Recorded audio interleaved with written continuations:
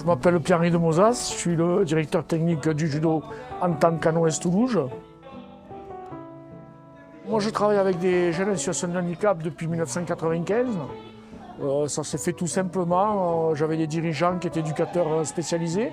Et du coup, suite à ça, on a mis en place des passerelles pour pouvoir pratiquer le judo. J'ai fait que développer le judo, le para-judo, en fait, le judo des personnes en situation de handicap. On est conventionné avec, donc mon club est conventionné avec 15 établissements. Et dans la journée, je travaille sur différents établissements, des IME, des foyers de vie, des ITEP. Et en fait, grâce à ça, on a mis en place des fiches d'évaluation. Et dès que les jeunes sont capables d'eux, ils ont la possibilité de venir à l'inclusion. Je suis Damien Villamagna, j'ai une licence STAPS, activité physique adaptée. Et je travaille dans un CESAD, un service spécialisé qui accueille des enfants en situation de handicap, et notamment des autistes, de 0 à 20 ans.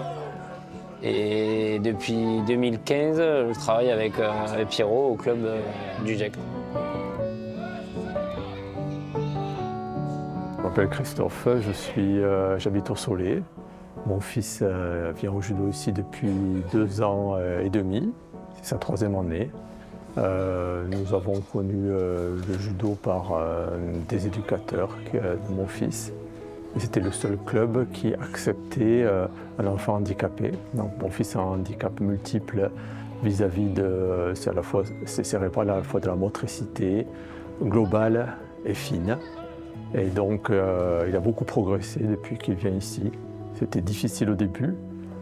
Et grâce à l'encadrement de Damien, qui aide Pierrot, et donc il a pu progressivement s'intégrer au groupe. Ce qu'on veut éviter, c'est l'inclusion à tout prix et créer des situations d'échec. Donc du coup, on travaille en amont pour que notre public puisse accueillir correctement les gens en situation de handicap et pour que les gens en situation de handicap viennent et puissent s'exprimer avec notre public. Pour qu'ils réussissent à s'exprimer, il fallait adapter vraiment les séances, donc trouver des niveaux de formulation qui correspondaient au public.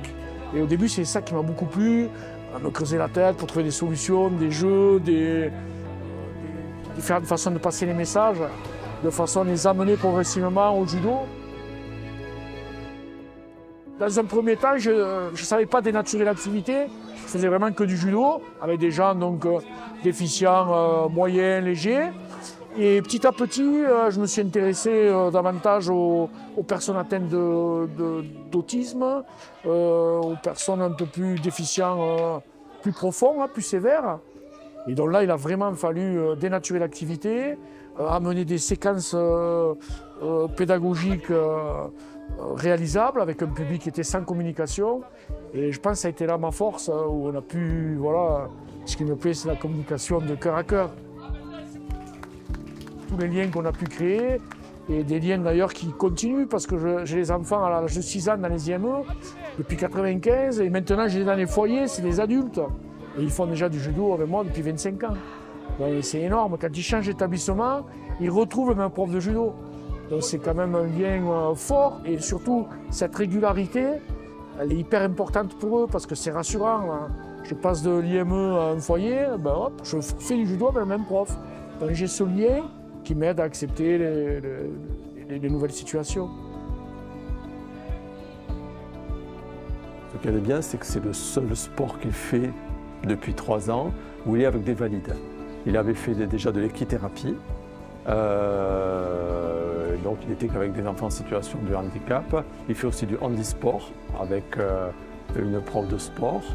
Et donc on n'a pas trouvé d'autres clubs qui acceptent une mixité à travers le sport. Donc ça c'est intéressant puisque ça permet des échanges, ça permet, même s'il n'y a pas beaucoup de dialogue, mais de travailler, on va dire, avec des élèves différents, donc valides. Et donc je pense que c'est bénéfique dans les 2 sens. Tout est mis en place pour que le jeune soit en réussite, que tout est adapté pour une inclusion totale.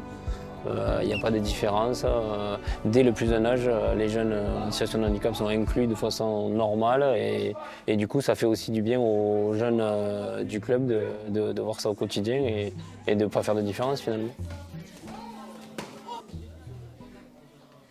Depuis 30 ans, en fait, j'ai beaucoup appris auprès des éducateurs spécialisés. J'ai eu la chance de travailler avec des gens passionnés et qui m'ont petit à petit apporté ce qui me manquait pour pouvoir travailler justement avec ce public. Hein. C'est eux qui m'ont appris les comportements qui correspondaient aux pathologies, aux différentes pathologies. C'est eux qui m'informent quand il y a un changement dans leur environnement, qui peut expliquer des nouvelles réactions.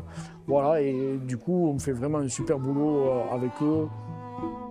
Disons que sur la particularité de TSA, avec les troubles que ça engendre et les adaptations qu'il faut faire, je lui apporte quelques billes qu'on travaille nous au quotidien, mais après dans la pédagogie et tout l'ensemble, c'est quand même Pierrot qui manage et qui m'apprend énormément. Ça lui a fait beaucoup travailler aussi la réactivité, parce qu'il par rapport à notre enfant, il va être beaucoup plus lent à réagir aux consignes, à faire des gestes rapidement. Ensuite, la coordination, très important pour lui.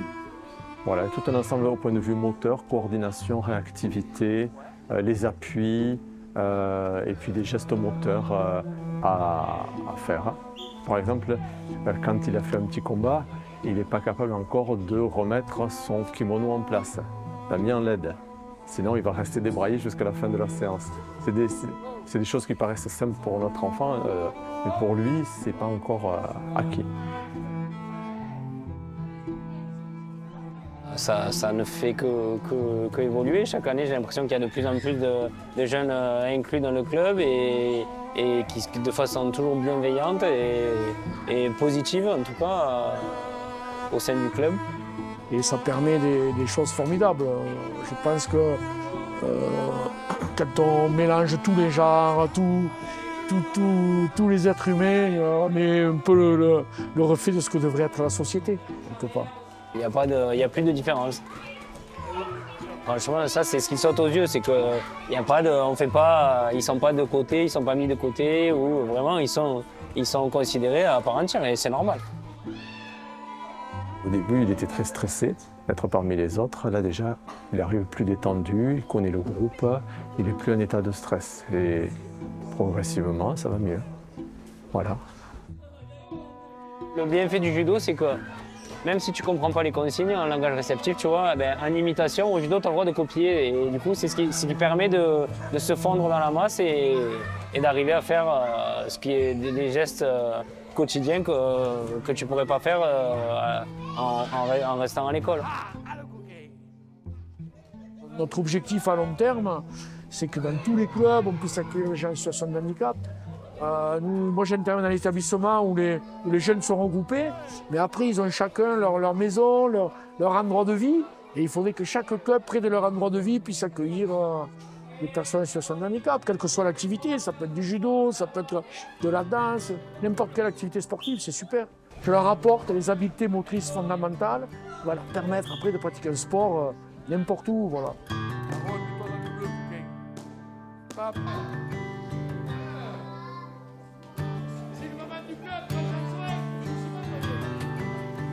On a un projet là, qui va se réaliser au mois de juillet et septembre. On a mis en place, depuis 3 ans, on a travaillé sur les gars du club. Ils sont maintenant accompagnants et ils vont être en binôme aux Jeux Olympiques avec des personnes en situation de handicap. Donc on amène 64 personnes aux Jeux Olympiques, voir le judo et d'autres sports, fin juillet, début août, sur une semaine. Et aussi aux Paralympiques en septembre, on ira voir toutes les finales du judo du 4 au 7 septembre. Et ça peut se réaliser parce que justement, on va être en renfort de l'encadrement. Parce que sur Paris, avec des jeunes déficients moyens et sévères, vous pouvez imaginer le travail d'un éducateur spécialisé. En général, ils sont 2-3 pour un groupe de 12. Et là, on va être 1 pour 1 à l'encadrement, ça va être super. Et du coup, ça nous permet de réaliser un projet énorme. Pour le moment, il n'est pas encore ceinture jaune parce qu'il ne maîtrise pas tous les gestes pour être ceinture jaune. Mais l'objectif, ce n'est pas la compétition, en tout cas pour le moment, ni les combats, c'est on va dire les progrès moteurs, l'inclusion avec les autres et progresser, quoi. On n'est pas du tout dans la recherche de la performance. On est vraiment sur du bien-être, sur de la pratique, sur de l'apport d'habiletés motrices fondamentales, quelquefois des habiletés techniques fondamentales, mais avant tout, c'est le bien-être, la pratique ensemble et le partage.